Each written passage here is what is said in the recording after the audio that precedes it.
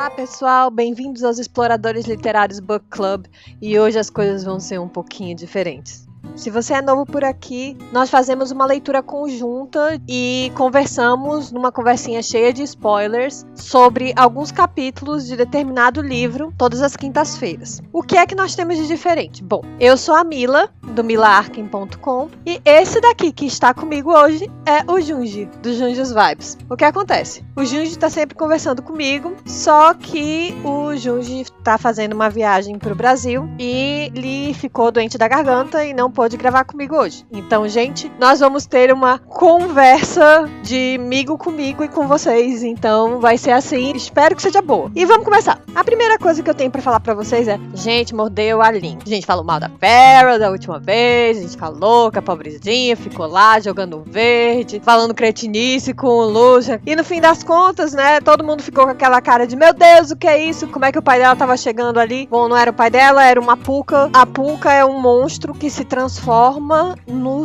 que você deseja. É quase como se fosse aquele espelho dos desejos. Gente, eu não lembro o nome do espelho, mas é aquele espelho do Harry Potter. Sabe aquele espelho que você, se você ficar muito tempo lá na frente, você definha, sei lá. É uma parada assim. Ele meio que atrai você, ele vira um que você deseja e pronto. Então ela tava meio que querendo alguém que fosse buscá-la, que a desejasse de volta em casa, que mostrasse que ela era uma pessoa querida, e era o pai dela. Então a gente ficou com aquela cara de tacho depois de ler a continuação do capítulo 11 e foi isso, né? Triste. Foi bem na nossa cara, né?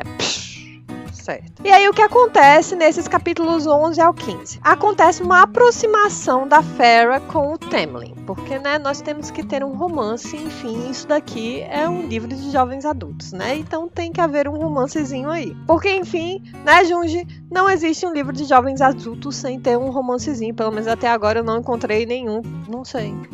Estou tentando me lembrar. Se lembrar, direi a vocês. De qualquer jeito, o Tamlin fica caçando o Bog, já que ele é o único por ali que consegue caçar esse bicho. E a Farrah começa a ficar meio surtada. Então ela começa a fazer mapas do castelo. Dá a louca na mulher e ela começa a fazer mapas. E a gente descobre que ela é semi-analfabeta. Mas ela é semi-analfabeta porque ela não teve oportunidade. A mãe dela era uma desligada, meio surtada. A gente já comentou que a família dela tem um surto meio maluco, assim. E ela não foi educada, propriamente dita. E depois que a família dela perdeu tudo, ela não teve oportunidade. E ela tenta fazer os mapas fazendo meio que desenhos mesmo, porque pra fazer mapas você precisa ter mais instinto mesmo. E é meio que aquele, no instinto dela de sobrevivência, né? Porque o que a Farrah tem muito é essa coisa de quero sobreviver, quero dar um jeito de fugir se for necessário. Então ela começa a fazer os risquinhos e tal, tipo, aqui tem a porta, bem aqui tem uma janela, bem aqui eu posso me esconder, sei lá. Ela começa a fazer isso. E numa dessas o Tamlin chega todo ensanguentado, maior estilo CSI, sabe? Cena de crime, todo sangrando e tudo. E aí ela vê que ele tá sangrando também, não é só sangue do bicho, né? E vai ajudar. E aí eles meio que ficam amigos, porque ela vê que ele assumiu meio que a função de tomar conta daquelas terras sem ser a vontade dele. E ele vê que ela também tinha toda aquela coisa de caçar e as responsabilidades dela sem ser a vontade dela, porque ela tinha que ajudar a família dela. Que era meio que aquela promessa pra mãe e tudo. E eles vão meio que se reconhecendo um no outro e vai criando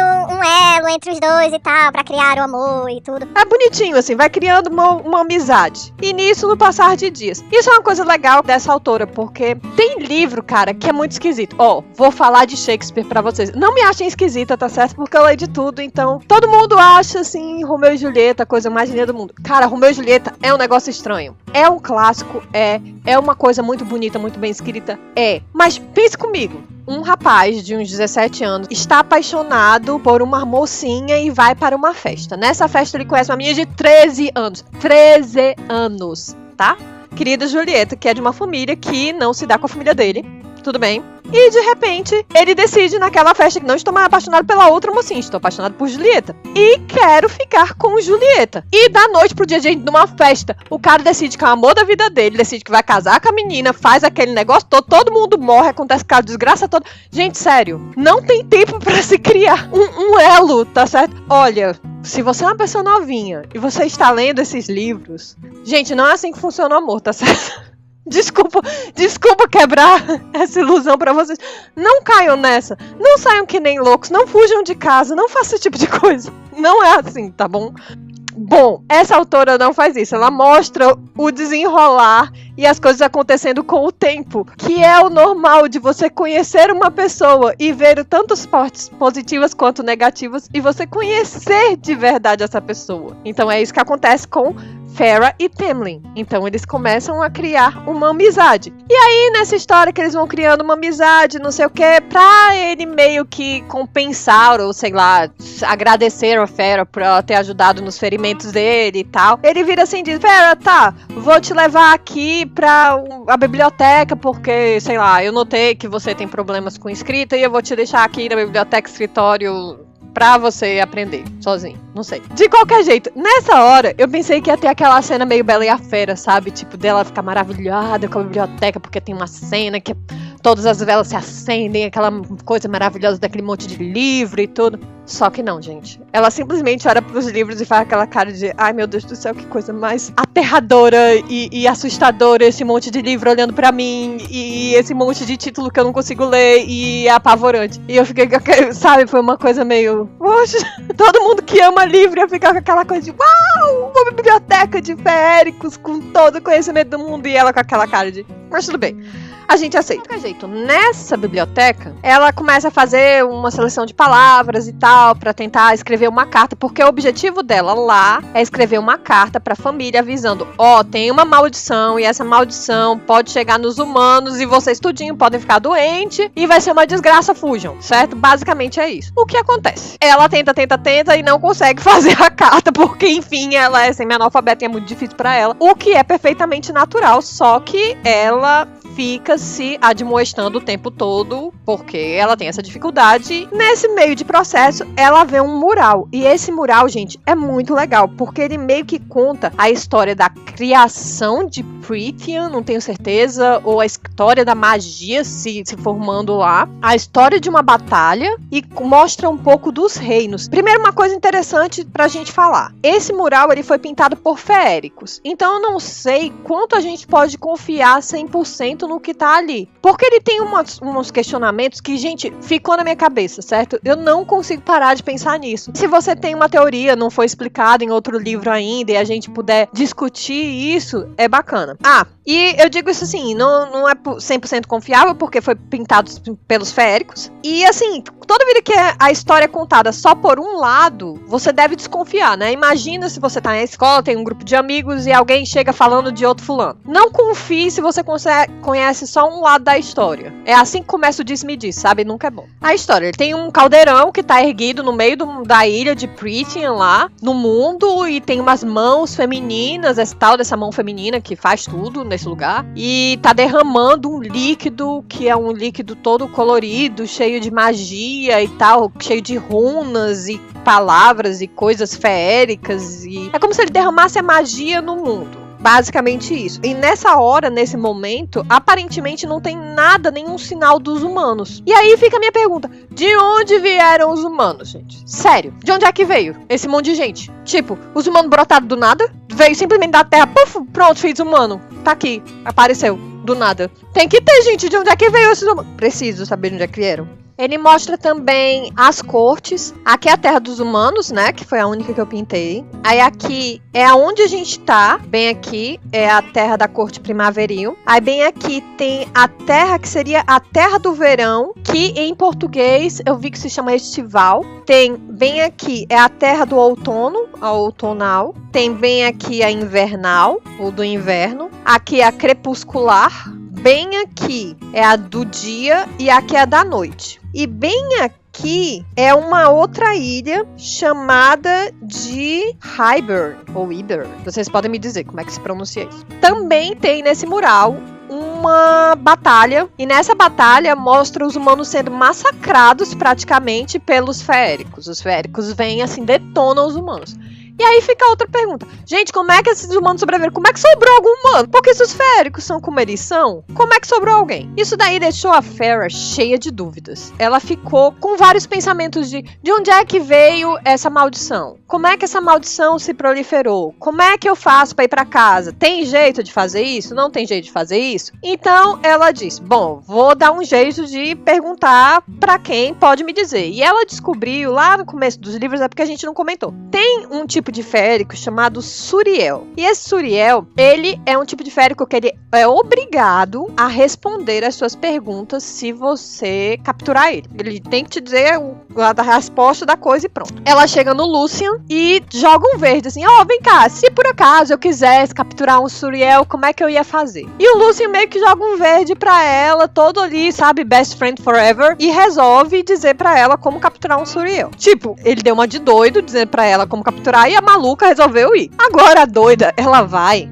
sem nem fazer uma lista, sabe, de perguntas. Ela simplesmente vai. E assim, nós temos uma personagem principal que ela não para refletir sobre suas ações. Isso é algo pra você aprender. O que não fazer? Se você está numa situação de risco, não faça como a Farrah.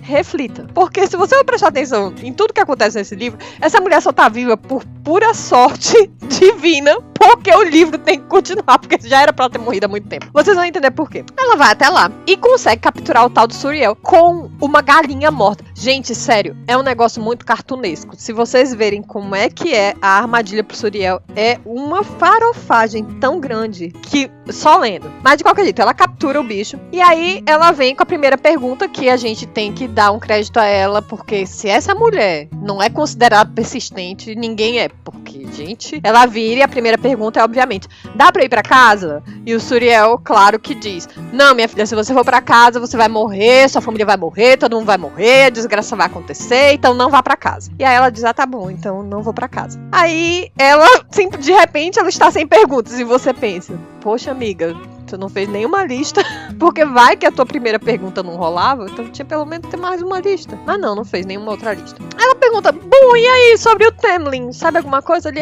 Você quer saber sobre o Grão-Senhor? E aí todo mundo fica com aquela cara de, oi? Como assim, Grão-Senhor? E aí fica Farrah com cara de, oi? Fica Mila com cara de, oi? Como assim? Mas todo mundo meio que já desconfiava, porque se o cara era o único capaz de dar um fim no Bog, se o cara é o único capaz de virar lobo férico, blá blá blá, então tipo, ele tinha que ser o grão-senhor dessas terras. Ele era o senhor das terras, então meio que ele era o grão férico, o senhor das terras mesmo e pronto. Mas de qualquer jeito, então ele é o grão-senhor, a gente tirou alguma coisa do Suriel. E aí fica meio na cara, né, que ele é tipo o super salve-salve dali, e ela acaba arrancando mais algumas coisas do Suriel que não deu pra entender direito. O que a gente entende mais ou menos é que o rei daquelas terras, que era aquela ilhota lá do lado de Hybern, é um cara muito do mal, tipo, que tem um trono de ossos humanos, só pra você ver o trono de Game of Thrones ali de espadas, fichinha, tá certo? Porque o outro é trono de ossos humanos, pra você ver como o cara não gosta de gente. Ele tava querendo vir dominar e matar o resto dos humanos, ou simplesmente escravizar o resto, não sei, destruir todo mundo. E ele já tinha tido um plano desse antes, tinha tipo confabulado, porque ele era contra o tal do tratado que tinha sido feito, e aparentemente 50 anos antes tinha dado tudo certo para que esse plano dele, essa confabulação dele funcionasse. Mas um dos generais dele acabou fazendo alguma coisa errada que não deu certo. 50 anos atrás a gente tem esse babado da magia lá, que faz com que o pessoal fique com esse problema das máscaras, que faz com que a magia comece a agir toda doida lá em Prythian e tal. E ao mesmo tempo, 50 anos atrás, um dos generais desse cara meio que trai ele, ou faz alguma coisa assim, que dá esse problema com essa ideia de dominar os humanos, destruir os humanos, sei lá, fazer alguma coisa com os humanos. É algo a se pensar, né? Eu acho que tem alguma ligação aí. Esse general talvez tenha alguma coisa a ver com a família do Tamlin, não sei. Porque, enfim, só o pessoal da corte primaveril que parece ter esse problema com máscara. Vamos saber depois, acho. Espero que o livro explique alguma coisa, gente. Porque, né, só estão jogando coisa, mas a gente também só tá nos capítulos do comecinho, então vamos perdoar. A gente ia descobrir um pouco mais, porém, contudo, todavia, elas são atacadas por nagas, que assim como no RPG, se vocês jogam Role Playing Games, são monstros que são misturados entre humanos e cobras, serpentes. Eles chegam, atacam e querem simplesmente capturar o Suriel. Não sei porquê, cargas d'água, eles querem capturar o Suriel, talvez porque eles possam responder 500 milhões de perguntas de qualquer jeito. E querem jantar a Farrah, porque enfim é uma humana dando sopa, basicamente é um churrasquinho que tá por ali. E a Farrah resolve sair correndo, consegue soltar o Suriel e foge. Nessa que ela tá fugindo, o Tamlin consegue aparecer e salvá-la, bonitinha, coração. O que aperta um pouquinho na minha veia de garota, girl power, vai lá e se salva e tal, mas ela não se salva. Ela consegue matar, eu acho que 1 ou 2 Naga, não tenho certeza, o que foi um grande feito pra uma humana, diga-se de passagem, assim, eu não tiro isso dela, mas, poxa, queria que ela se salvasse mais e se metesse menos em confusão, sabe assim? Que a confusão que viesse até ela fosse menos por ela se meter e simplesmente porque a confusão viesse, sabe? Mas de qualquer jeito, termina aí o capítulo 15. Pro próximo encontro da gente, a gente vai falar do capítulo 16 ao 20. E dessa vez eu acredito que o Junji já vai estar bem, então a gente já vai falar com ele. Ah, esse daqui é só pra explicar pra vocês, é um amigurumi que eu tô fazendo pra minha sobrinha. Então, se inscrevam no canal se você ainda não se inscreveu. Continuem com a gente por aqui. E até mais. Tchau!